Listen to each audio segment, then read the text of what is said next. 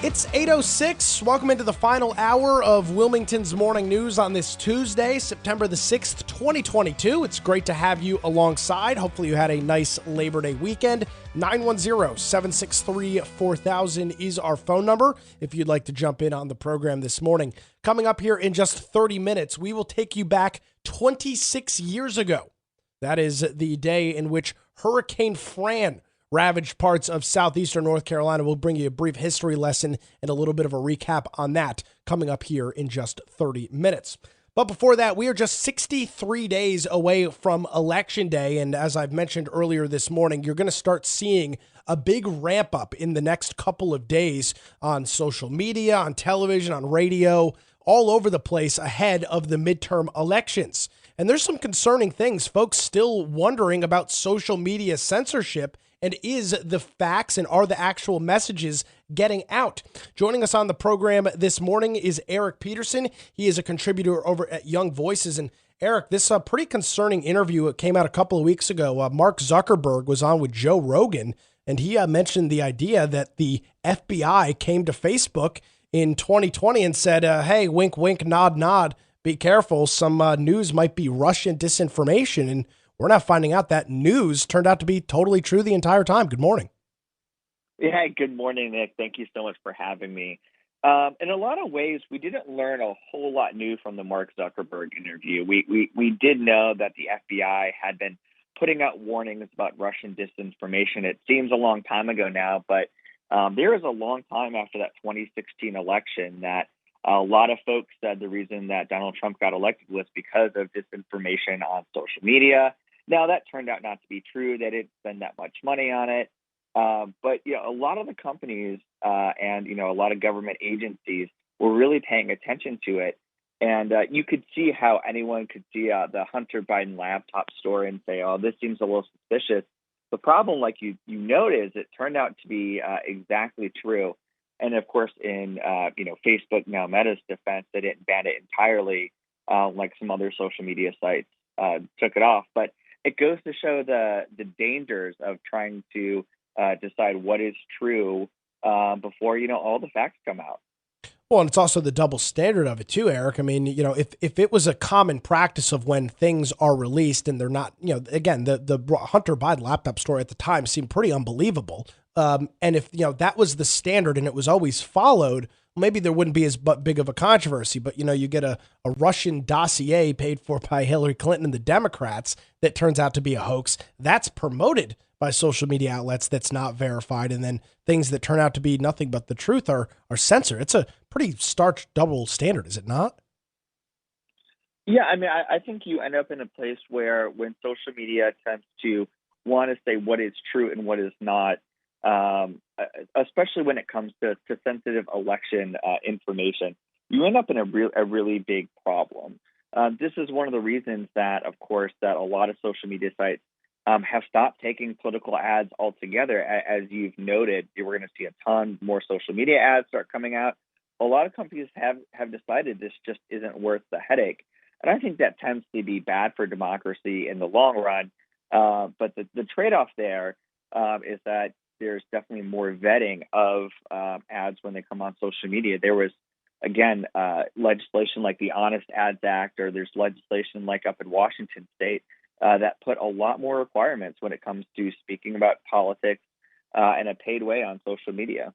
Yeah, I know for a fact because I've been helping a buddy through this process of getting his account approved for political ads, and he had to verify his address. Facebook had mailed him something. Came with a little password he had to put in. Then he had to get a signed affidavit from. He had to go to his bank and get it notarized. It was a whole process to get those ads in there. And I agree with you. I think overall that's generally a good thing. And it looks like, in terms of this Hunter Biden story, it looks like some House GOP members are finally stepping up to the plate and are requesting some of this information. What exactly did the FBI warn these social media networks about, and when did they know it? Yeah, I mean, this story is not going away anytime soon. One of the powers of Congress is certainly to do investigations, right? And if the Republicans take over the House, going into the 2023 legislative session, I suspect there will probably be some hearings and there will probably be some investigations onto this. again, Congress or congressional members, should I say, care a lot about this because they care about winning elections and speaking to the constituents. So I would suspect this story is not going away anytime soon. So as we look at this and we turn the page now, 63 days away from the election here, the big midterm elections, as you mentioned, the Republicans trying to seize control of the House and or Senate, Democrats wanting to hold their control on the executive branch and the two other houses there. Are you concerned as we head deeper into this that maybe some of this continued censorship and some of this, playing both sides of the fence is going to continue to take place and the American people won't maybe get the information they need or they deserve? Thankfully, the American people have so many ways to get information, right? It's not just social media. It's email, it's talking to your friends, it's, going out, it's talking over the phone, it's texting, using things like Telegram, or just texting each other, sending stories. So I'm not particularly concerned about that.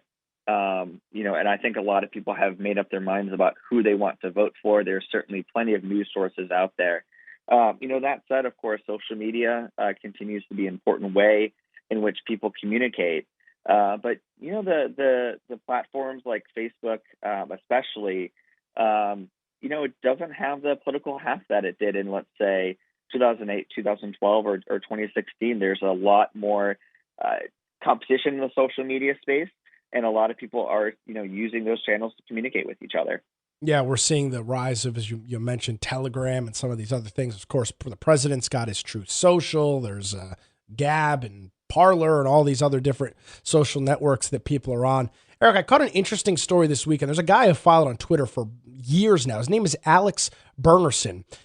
His Twitter account isn't massive. He's got a lot more followers than I do. He's got nearly 500,000. He's got about 418,000 followers, and he kind of rose to popularity during COVID for calling out the inefficiencies of masks and pointing to actual science and things of that nature. He used to work over at the New York Times. Of course, they fired him. And it's now been leaked, and he released an article yesterday on his Substack that the White House, people within the White House, were trying to ban him from social media and named him in correspondence with Twitter. That's unbelievable, is it not?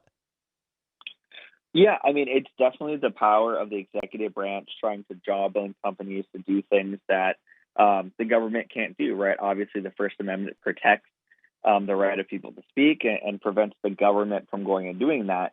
Them compelling private entities to do that through threats or jawboning certainly raises a lot of concerns. It's obviously good to see that companies like Twitter have resisted the urge to ban some of these folks.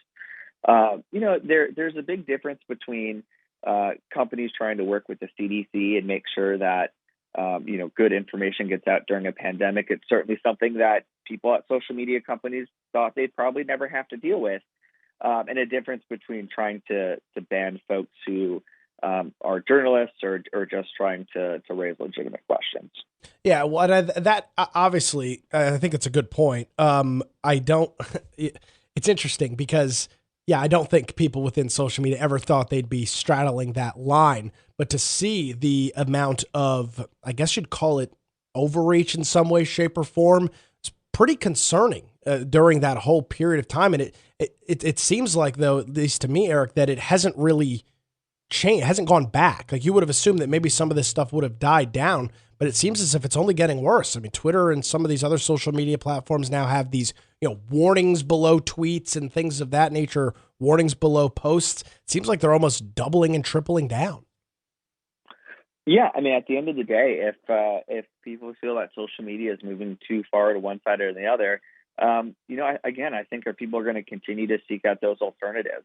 I've been doing a little research, and if you look at the most popular social media websites among Gen Z, Facebook and Twitter are seeing just a massive dive in their popularity as people sort of move to those new platforms. And of course, there are still a lot of older folks that rely on those platforms, but we all know that the growth in the lifeblood is of that new generation. And, I think they're starting to feel a lot of market competition, both on, how they decide to present information and what information, they let people see.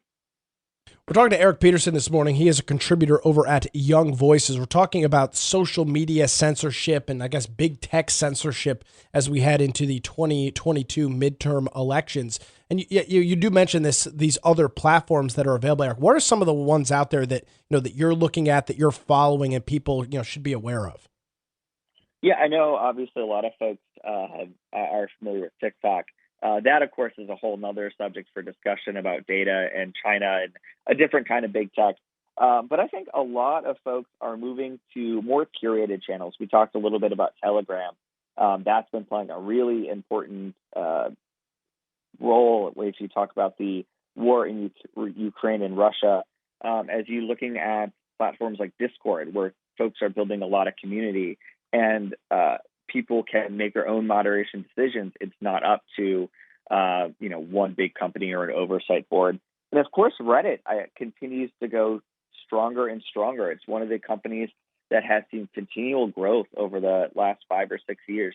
So I think more and more social media websites that put control over what content they see and into the user's hands are going to continue to be more popular versus the sort of Twitter, Facebook model that we've seen for a long time. Yeah, and I'm glad these these alternatives are popping up and existing, and some of the popularity on them is pretty remarkable. You mentioned Reddit and some of these other services, and they don't get me wrong, they've all been embattled in some controversy here or there or whatnot. But it is interesting to see their growth.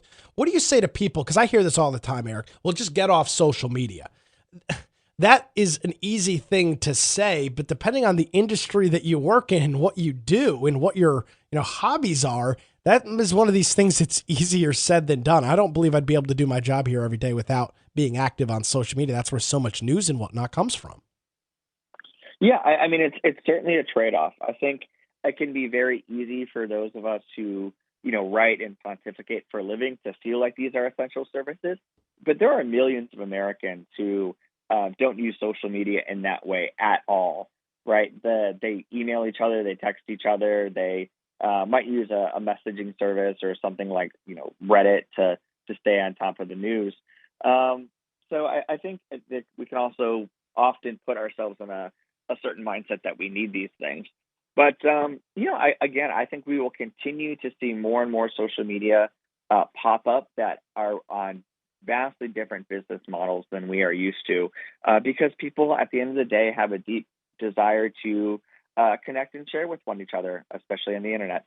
Yeah, one of the things that I've seen a little bit of is this service called Mastodon, which is essentially like a self-hosted social network. And you've started to see these, as you mentioned earlier, like a Discord community, these Mastodon servers pop up, and it's a self-hosted, you control it, you control the censorship, you control the data. And it's very interesting to see how little communities have built these, like their own Twitters or their own Facebooks in small group. It almost brings you back to the days of email lists that were for one specific topic, and all of the different things were segregated. It seems like we're going back to that in some with smaller networks with just specific use cases. It's very interesting.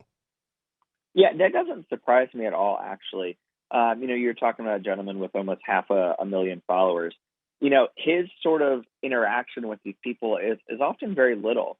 But most people, when they're on a social media service, they're only actually interacting back and forth with a few hundred people. And I think that gives people outside of, again, like the professional pundit class, really what they're looking for in social media. They're looking for ways to learn information about specific topics and try to form real meaningful connection with people. And in a lot of ways, that's what social media started out as. It became something that people could monetize. But I think folks are trying to move back to that maybe idealistic version of what social media promised in the first place. Eric Peterson with Young Voices joins us here this morning. Eric, appreciate your time. Do you have any social media platforms that you would like to promote where people can follow you this morning? I'm at Twitter at Eric_Peterson. But yeah, go ahead and check us out on the Young Voices website. We really appreciate everything they do and getting us ready for these conversations. Absolutely. Young-voices.com. Eric, appreciate the time as always and look forward to catching up with you again soon.